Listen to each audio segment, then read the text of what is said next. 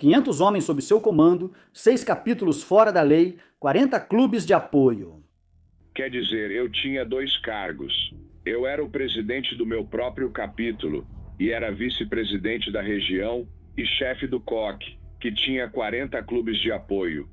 Então, no total, entre os 40 clubes de apoio, os 7 fora da lei, 6 dos 6 capítulos fora da lei, sabe? Provavelmente havia uns 500 caras. Por trás desses números estava um homem que transformou a cena dos motoclubes de Chicago, não com violência, mas com estratégia. Um graduado em ciência política que mostrava mais brilhantismo tático em um estacionamento do que muitos generais em uma sala de guerra. É um cara que está numa universidade renomada em Wisconsin estudando ciência política. Ele tem um estágio na legislatura estadual e, ao mesmo tempo, leva a vida de um fora da lei. 14 anos, 11 meses e 7 dias de poder absoluto. Eu estava esperando me aposentar para completar meus 15 anos, aqueles 14 anos. 11 meses e uma semana. Até que o câncer atacou. 3 semanas na UTI, 7 meses confinado à cama. Mesmo assim, ele nunca perdeu o controle. Sua rede cobria toda Chicago, dos bares decadentes às torres do McCormick Place, onde seu exército de 600 homens podia surgir em questão de horas. Em 1991, ele comprou sua primeira Harley e em 2015 comandava a maior confederação de clubes de motociclistas que Chicago já tinha visto. Pete, me corrija se eu estiver errado. Você foi presidente regional. Esse foi seu cargo mais alto no Outlaws? Era vice-presidente regional, mas eu era o responsável pela região metropolitana de Chicago. Mas eu tinha um presidente regional acima de mim e, claro, também um chefe nacional. Quando os rivais vinham armados, ele trazia jogadas de xadrez. Enquanto uns marcavam território e sangue, ele usava estratégia. Não é só mais uma história de metal cromado e couro. Esta é a história do último chefão de Chicago, um homem que dominou as ruas com a mente quando outros falharam com os punhos. Os números não mentem, mas também não contam toda a história.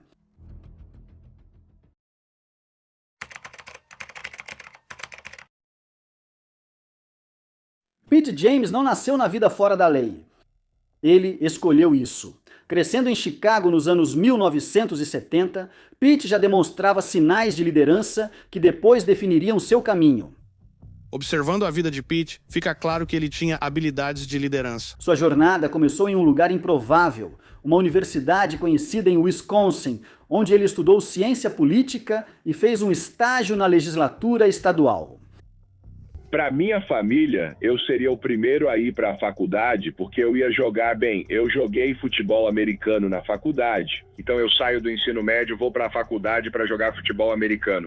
Mas quando chego à faculdade, isso abre um mundo totalmente novo para mim. Quem diria que um simples estudante universitário se tornaria um dos líderes de clubes de motociclistas mais influentes de Chicago?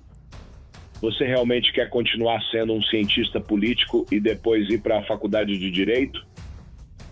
Ou você quer tentar seguir aquela visão que tinha quando estava, na 7ª série? E eu meio que embarquei nessa. Enquanto eu estava na faculdade, eu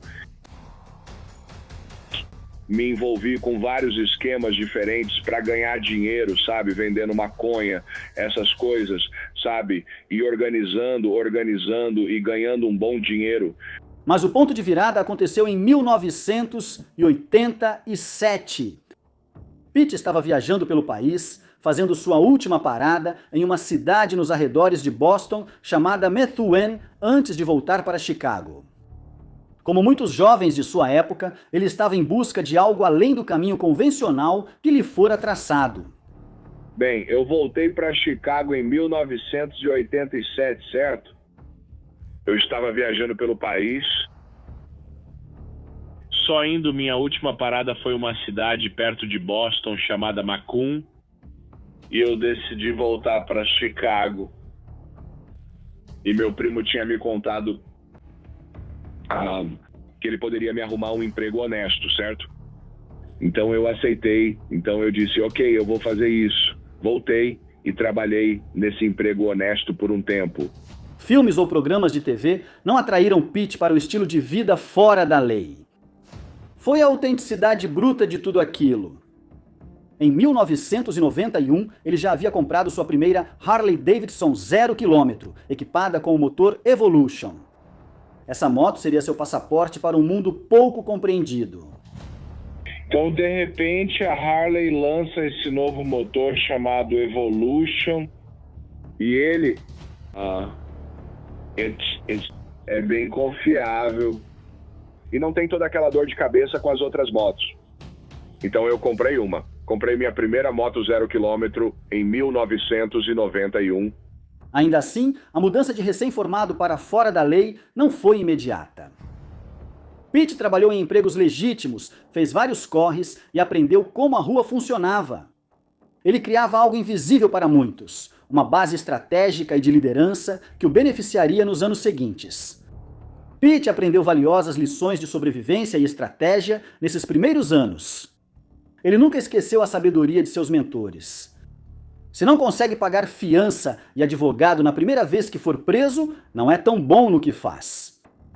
Palavras que marcariam toda a sua carreira. Apesar de tudo, Pete manteve sua curiosidade intelectual. Ele estudou a arte da guerra de Sun Tzu, o poderoso chefão e outros textos estratégicos que mais tarde influenciariam seu estilo de liderança. Foi em parte por escolha e em parte pelo destino, certo? Então, quando eu era jovem, mais ou menos na 7ª série, eu tinha um sonho de ser um chefe em Chicago. Eu não sabia do que eu queria ser chefe, mas eu só queria ser alguém no comando. Então eu li o livro O Poderoso Chefão e tinha tanta coisa ali que fazia muito sentido para mim. E eu pensei, uau, se o mundo todo funcionasse assim, provavelmente seria um lugar melhor. Eu li isso provavelmente no ensino médio, né? Quantos motoqueiros fora da lei você conhece que citam filosofia chinesa antiga e sabedoria de rua na mesma conversa?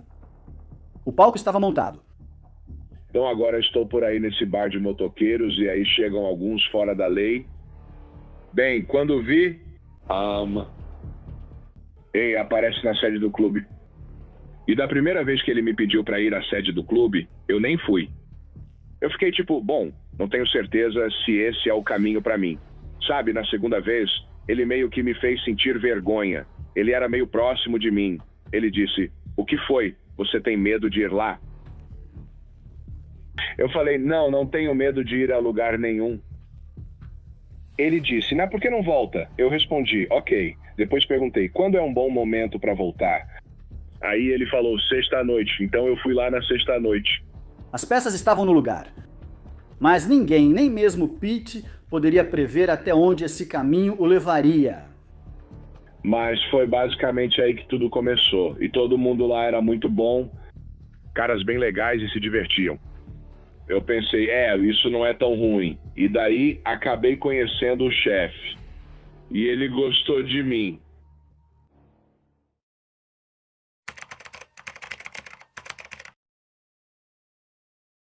Ei, irmãos, cansados das besteiras e da censura do YouTube? É hora de se libertar.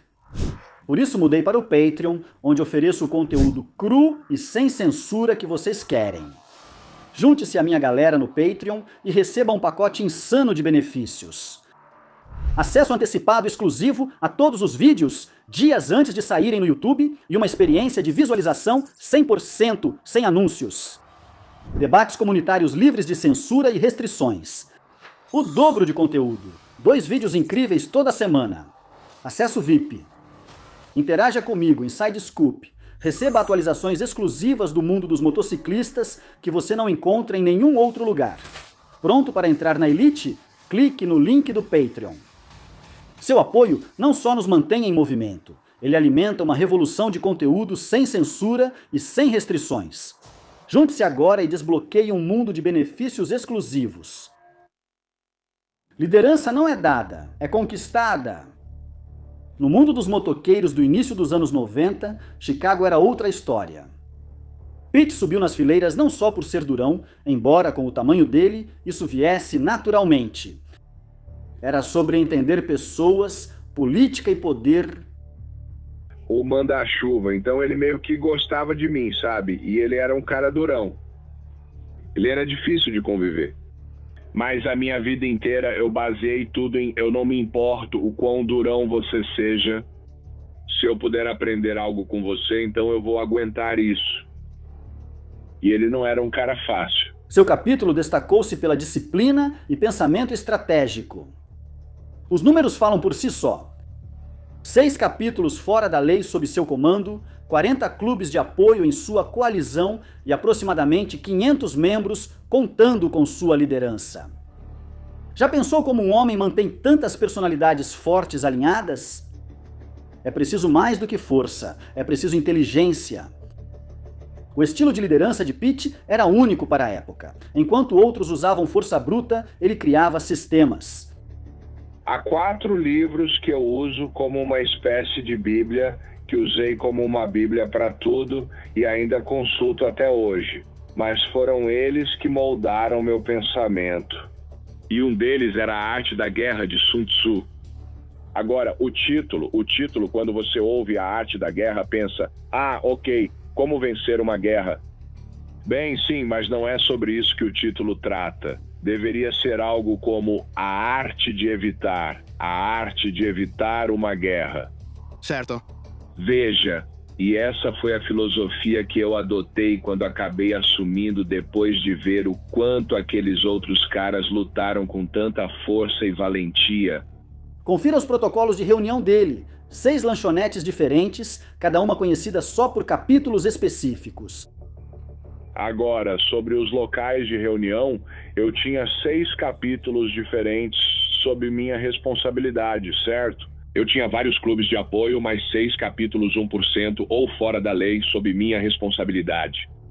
Então eu fui em cada uma dessas áreas e encontrei lanchonetes simples, onde caras como a gente podia entrar e ninguém ia olhar estranho. Beleza? Então esse seria o local onde a gente se encontraria, e eu anotei isso em um pedaço de papel e entreguei só para cada um. Ninguém sabia de nenhum dos outros locais. Horários de chegada com 2 horas de antecedência. Mas aí eu dizia ao telefone, olha, vou te encontrar às 3 horas. O que significava que eu ia te encontrar 2 horas antes do horário combinado, seja qual fosse o número. Áudio do Weather Channel como cobertura de segurança. Essas não eram só precauções paranoicas, mas táticas de sobrevivência em um mundo de riscos altíssimos. Organização era fundamental. Sob seu comando, cada clube de apoio tinha uma função e cada capítulo seu território. Nos grandes feirões de motos no McCormick Place, Pitt reunia 600 motociclistas, mostrando força e mantendo a paz sem tiros. Isso é poder. Mas com o poder vem a responsabilidade. Pitt percebeu algo que muitos líderes ignoram. Não dá para colocar alguém numa situação em que vai fracassar. Ele avaliou os pontos fortes e fracos de cada membro, atribuindo tarefas de acordo. Você precisa ser inteligente o suficiente para entender quando deve ser a tartaruga e quando deve ser a lebre. Certo. Isso é fundamental. As pessoas acham que ser criminoso, é uma vida ótima. É uma vida difícil se você faz do jeito certo. E durante tudo isso, ele manteve sua abordagem estratégica. Ele estudou sua oposição, entendeu o cenário em mudança e se adaptou de acordo.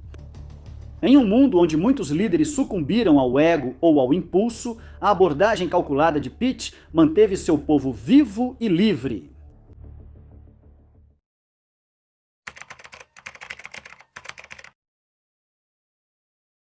Mas os tempos mudavam rápido.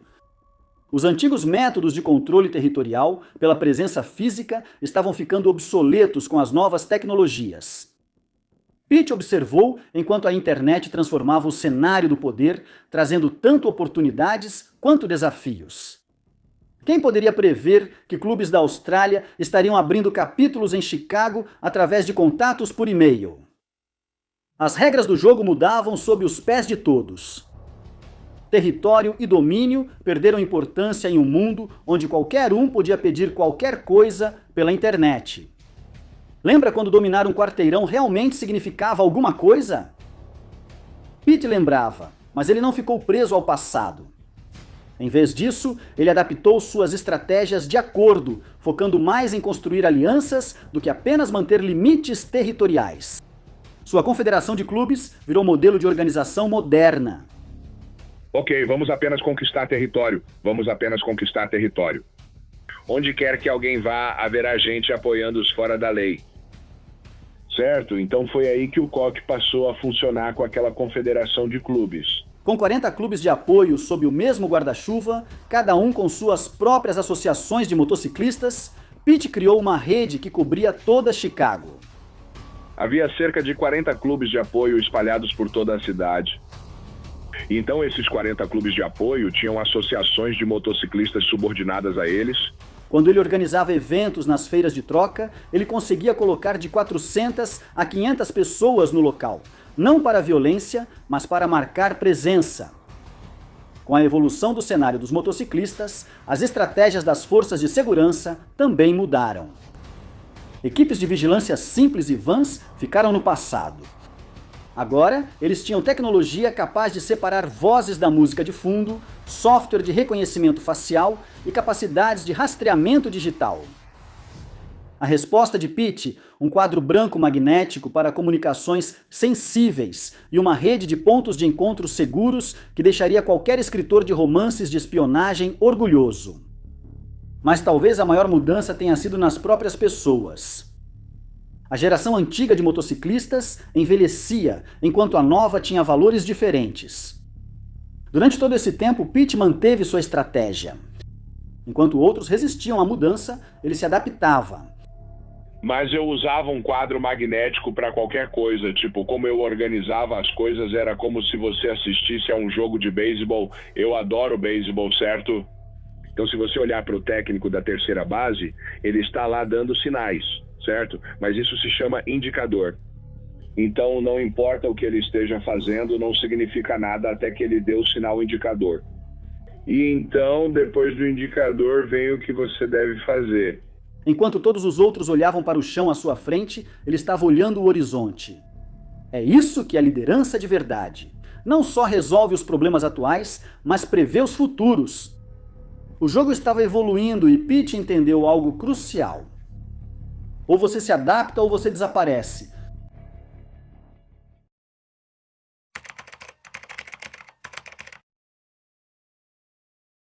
A Irmandade não nasce de emblemas. Ela é forjada no fogo. Pete sabia que liderar um motoclube não era sobre ser o cara mais durão do lugar, embora poucos ousassem desafiá-lo fisicamente. Era sobre criar e manter laços que resistissem a qualquer tempestade.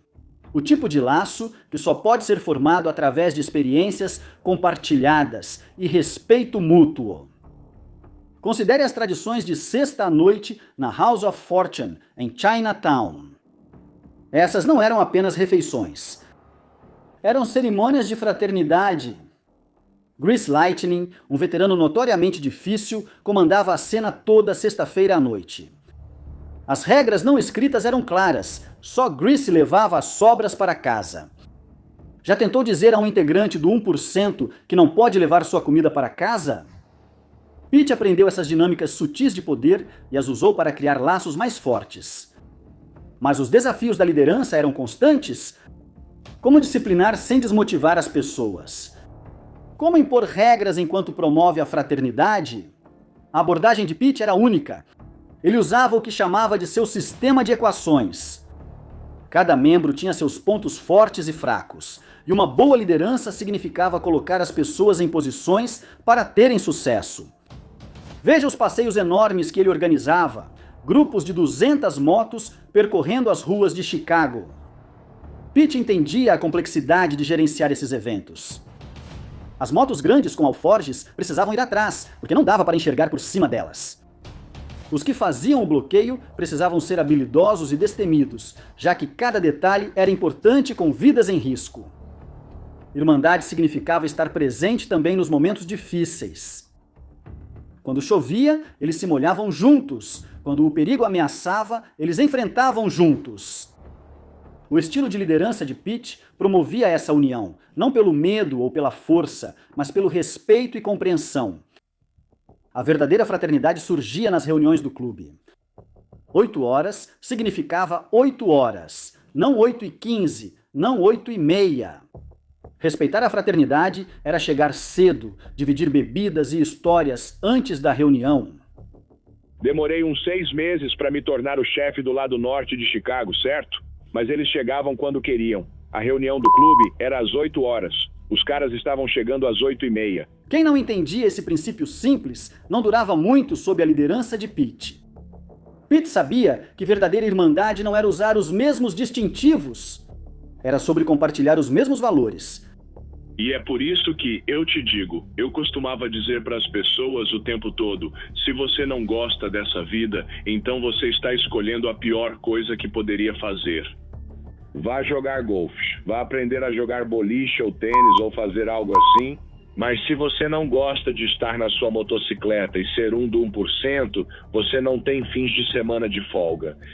Num mundo onde lealdade é só palavra, ele construiu algo real.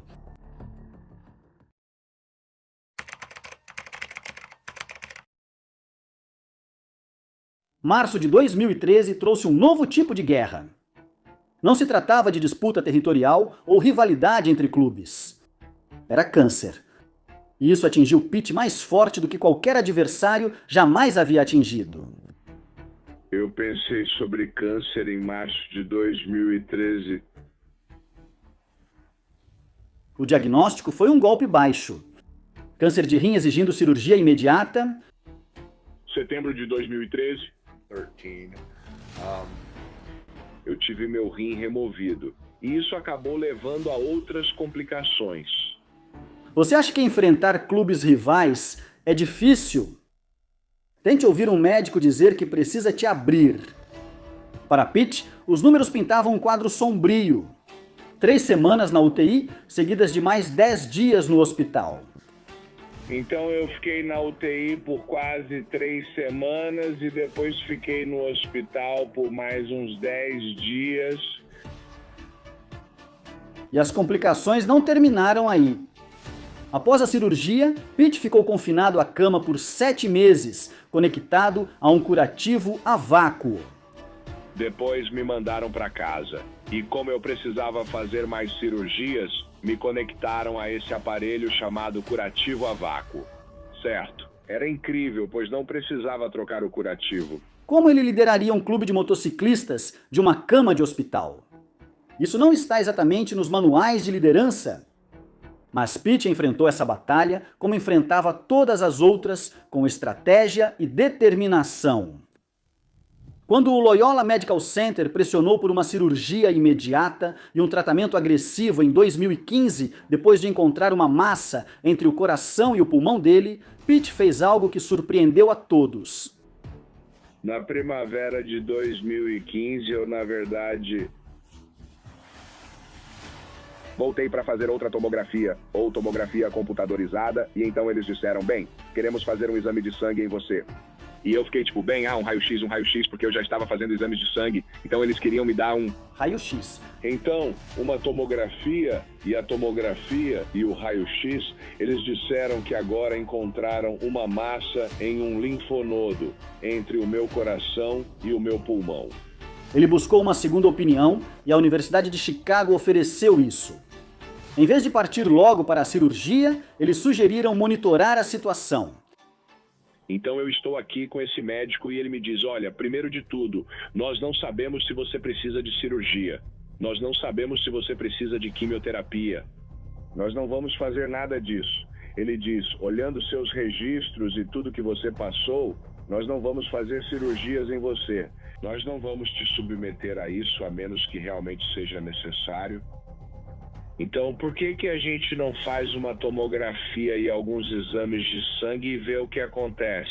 A abordagem deles foi correta. A massa não cresceu.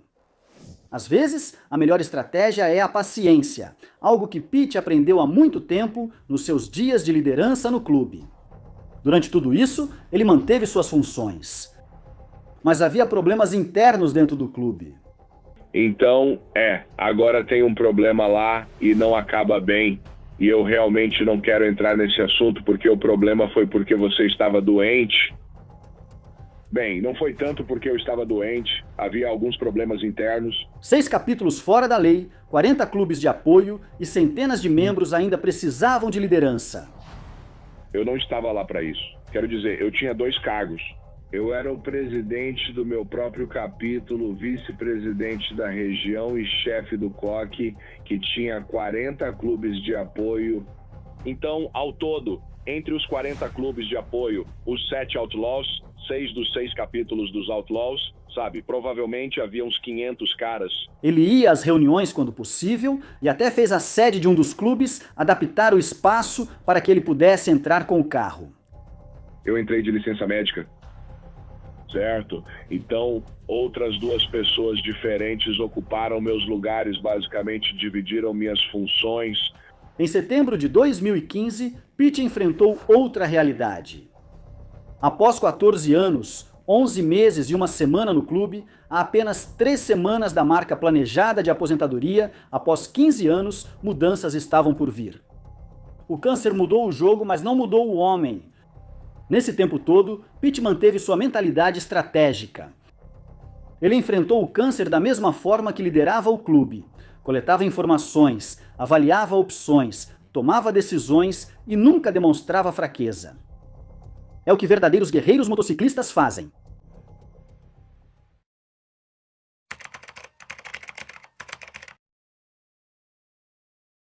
Toda a história tem um final. E depois de quase 15 anos no clube, a jornada de Pete estava chegando ao fim. Não com estrondo nem com glória no campo de batalha, mas com a dignidade silenciosa de quem já viveu invernos suficientes para saber quando a primavera termina. Mas seu legado seguiu vivo na lição deixada. O pensamento estratégico que salvou vidas. As habilidades organizacionais que formaram uma das coalizões mais fortes de Chicago. Princípios de liderança que fizeram caras durões virarem articuladores sofisticados. Quantos líderes podem escrever seu próprio final? Ele mais tarde renunciou ao COC.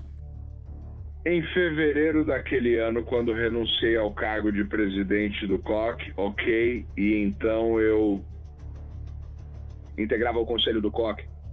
Eles também renunciaram porque estiveram comigo basicamente durante todos os 15 anos. Mas foi lembrado muito tempo depois, não pelo que fez, mas pelo que ensinou aos outros. Em 2017, a história de Pete alcançou um público mais amplo com o lançamento de The Last Chicago Boss, coescrito com Carey Droven.